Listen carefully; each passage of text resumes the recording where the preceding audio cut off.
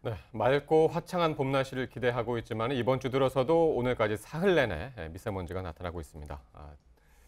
특별한 대책은 없는지 이재승 기자와 한번 얘기 나눠보겠습니다.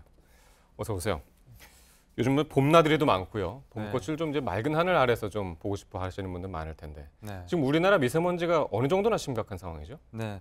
그 미세먼지의 주요 원인으로는 이제 중국발 스모그와 또 국내 화력발전소, 또 자동차 배기가스 등을 들 수가 있는데요. 이 중국의 공업지대가 몰려있는 동부 지역, 우리로 치면 이제 수도권으로 볼 수가 있는데 이 베이징 지역은 정말 공기질이 최악입니다. 예. 그 에어비주얼이라는 앱에서 제가 어제 미세먼지 농도를 확인해 봤는데요.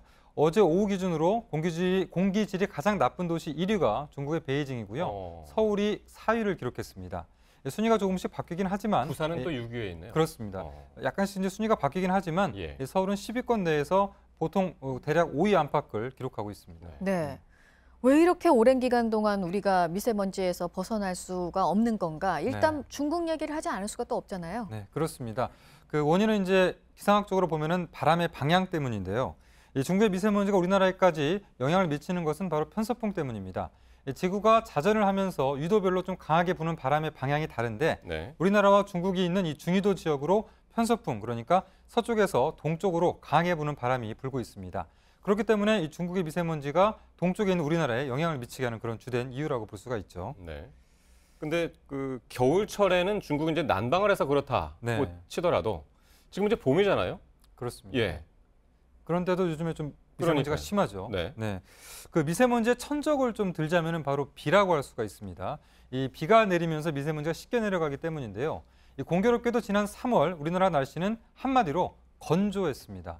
이 강수량이 평년의 43%, 그러니까 절반에도 미치지 못했죠. 비가 없다는 것은 그만큼 대기가 안정적이라는 얘기고, 이러다 보니까 이제 미세먼지가 유입이 되면 오랫동안 한반도에 머무른 그런 악순환이 계속되는 겁니다. 네. 오늘 이제 중요하게 얘기를 해야 되는 건 바로 이 부분입니다. 지금 이 미세먼지에 대해서 우리 정부가 어떻게 대응을 하고 있는지요. 일단은 중국과 얘기를 잘 해야 될 텐데 어떻습니까? 그렇습니다. 중국의 미세먼지 심각하다는 우리가 알고 있는 상태에서 중국과 한국이 조금 지속적으로 협력을 해서 우리 모두 좋은 공기를 마셔보면 좋겠다. 이런 부분은 다 공감하는 그런 부분이라고 생각이 되는데요.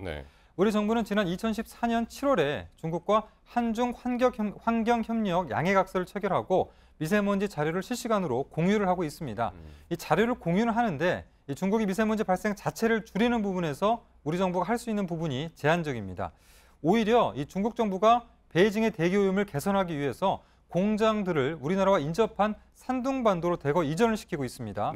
중국이 베이징의 공기질을 좋게 하기 위해서 한국 쪽으로 좀 공장을 밀어내게 한다라고 볼 수도 있는 그런 부분입니다. 그러니까 주로 편서풍이 부니까 중국 동쪽 끝에 공장들을 설치해 놓으면 그게 이제 이쪽 동쪽으로 다시 넘어오니까. 그렇죠. 근데 베이징 쪽은 조금 나을 수 있는 그런 상황을 만들고 있는 거죠.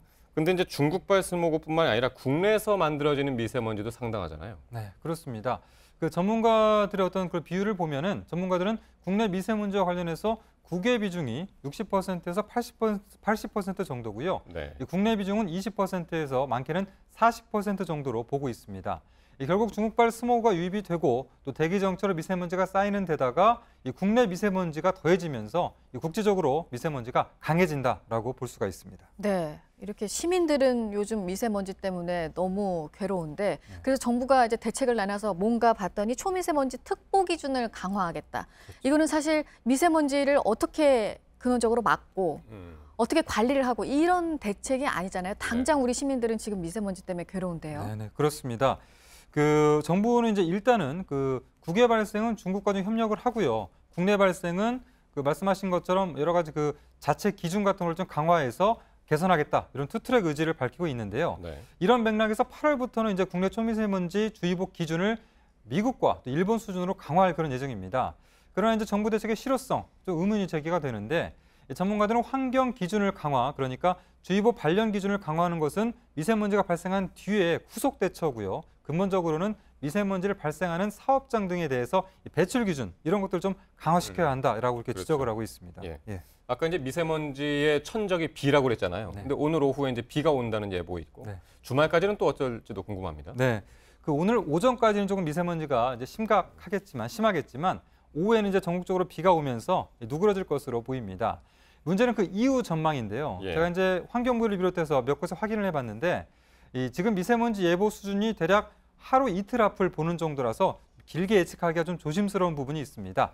하지만 이제 다행인 것은 오는 주말까지는 봄꽃 축제 등 이런 나들이 하시기에 좀 괜찮을 것으로 보입니다. 네. 그러나 이 바람의 방향이 남서리로 바뀌고 또 비가 자주 내리는 6월이 되기 전까지, 그러니까 4월과 5월은 앞으로도 항상 좀 미세먼지에 대해서 주의를 하셔야겠습니다. 네, 어쨌든 일단은 좀 시원하게 내리는 비가 간절한 요즘입니다. 이재승 기자 그렇습니다. 잘 들었습니다.